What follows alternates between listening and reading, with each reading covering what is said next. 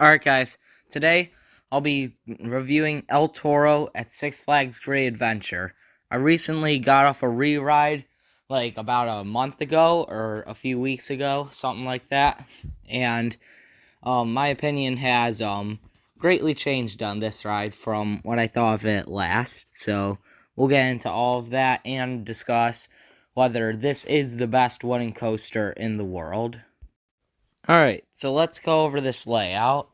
You're gonna start by very, very slowly turning into the cable lift, which, absolutely nothing there, which is to be expected, and then you will absolutely fly up the lift hill.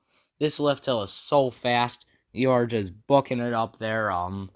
Everyone's wondering, whoa, why is this wooden coaster going so fast up this lift hill? Like, everyone's gonna be yelling like that. And then you'll go into this nice turnaround where like you get to see King Ka real well and the rest of the park. So I guess that's cool, but the best part about this turn is for back row riders, it almost kind of acts as a launch. I don't want to say that quite, but it kind of does for back row riders. Because this train is 18 rows long. It is stupidly long. So, that front row basically is like a dive coaster over there just hanging over the drop. So, that's cool. But back row, you are just shooting over that drop. And let's talk about that drop. I don't know. It's just pure ejector. It's so strong. You are getting flung out of your seat. Your thighs will be hurting after this ride, but that's alright. I still rode this thing like 15 times in a row at the end of the day, but I don't know. It's probably, I'd say second favorite first drop I've experienced behind X2's, and then you're gonna go over probably the best element I've ever experienced on a roller coaster. Best two elements, I should say. And they're the two camelbacks after the first drop. It's just first drop but stronger. You are charging over those front row. You're gonna get pushed out of your seat, and back row you're like going even higher. You are just like I don't know how to describe it. Like if you've been on like Ride of Steel, like I can describe that. Like just like lifts you out of your seat, but like this, no, it tries to kill you like immediately, which I definitely like a ride that tries to kill me immediately. So yeah, I know it sounds weird, but yeah, you know what I mean. But yeah, the ejector airtime on these two hills is so stupid. If you'll know if you've ridden it, like you'll know like how stupid the airtime is if like you've ridden it. Like there's no other coaster out there, at least that I've ridden, with this just absolutely bonkers of airtime. I mean, there's only like these are the only two moments like I've ever experienced where I'm like, yeah, I'm about to die. Like, but anyway, after that, you're gonna come into a pretty rough turnaround, I must say, which kind of glad it's a little rough because I feel like it would be kind of boring if it wasn't. And then you're going to come into the next hill, which in the back you'll get some good airtime coming off of it. Front, you really do nothing. And then this is the stupidest hill of all time coming up. Because basically what happens is it's like such a like non-existent hill. Like it doesn't give airtime, but the track bounces up and down and like slams like up and down with the upstop wheels so much that you get airtime from like the train kind of bouncing around because that hill's really rough. So yeah, kind of get airtime almost just because the ride's rough there. So that's kind of cool.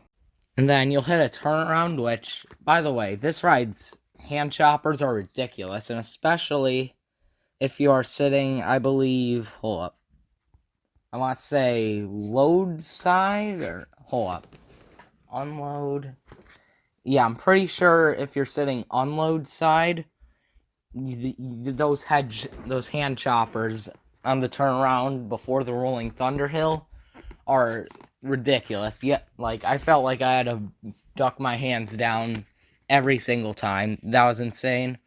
And then you'll hit the rolling thunder hill, which I don't understand it. Like it starts out like any normal hill, and then once you reach the top, front or back, whatever row you're sitting in, you're just gone. You're gone. You're out of your seat. And by the way, these trains staple you real hard. You're gonna be stapled like so hard after the first drop, even if you like try to hold your restraint up, like don't, you're not gonna be able to do it. But somehow, even if your restraint manages to staple you all the way, you still manage to come out of your seat. I don't understand this ride's physics, but it's alright, because we're heading into some positive G's now, and this moment's really intense. It's pretty rough, which, again, you like that on some positive G moments. So, the switchbacks on here, like, these bank turns are really intense, really snappy. Not quite as good as Mavericks, but still really good. And then you'll hit a couple more hills, which don't really do too much. They're still fun hills, but they're not going to do too much, and then slide into the brakes. Now, is this ride just the Rolling Thunder Hill, the two camelbacks in the first drop? Absolutely not. The twister section's amazing. Again, that one really stupid hill where you get airtime because it's so rough there.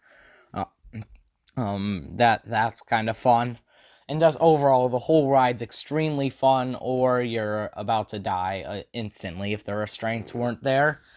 But anyway, let's discuss if this is indeed the best Woody in the world, because I know this is something I've easily said yes to, but there's been a few contenders that I could say have a shot at beating it, which the two big ones are, in my opinion, T-Express and Voyage at Holiday World.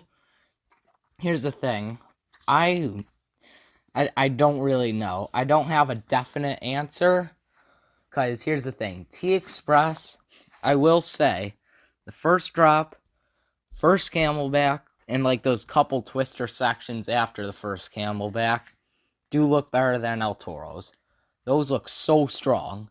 But then after that, it kind of looks like Balder, so, aka kind of boring, but I don't know. It looks a little stronger than Balder's, and those hills do look like really fast, and the turns, like, I don't know, it's just like do a couple hills turn, so that could get repetitive.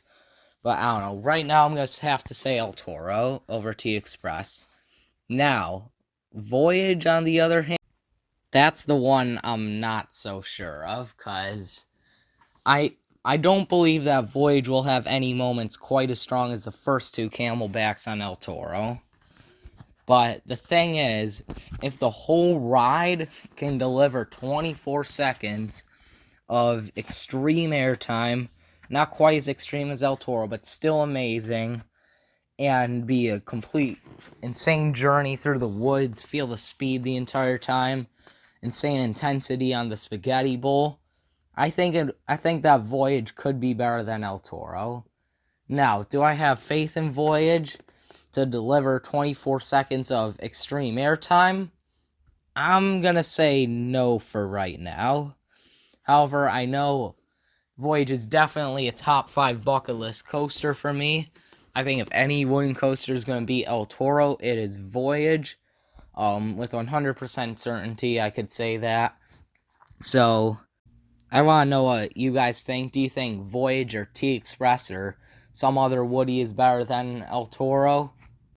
And I better not hear Lightning Rod. That thing's not a wooden coaster. It's a hybrid. Let me know what you guys think of El Toro just in general. Let me know if you guys felt like I originally did, where I'm like, it's overrated. It's like barely in my top 10. It's behind Leviathan and Nitro. So yeah, that was fun while it lasted in that spot, but now it has easily taken my number 1 spot. Let me know if you guys feel the same way I do now. But yeah, make sure to subscribe. I'll see you guys next time.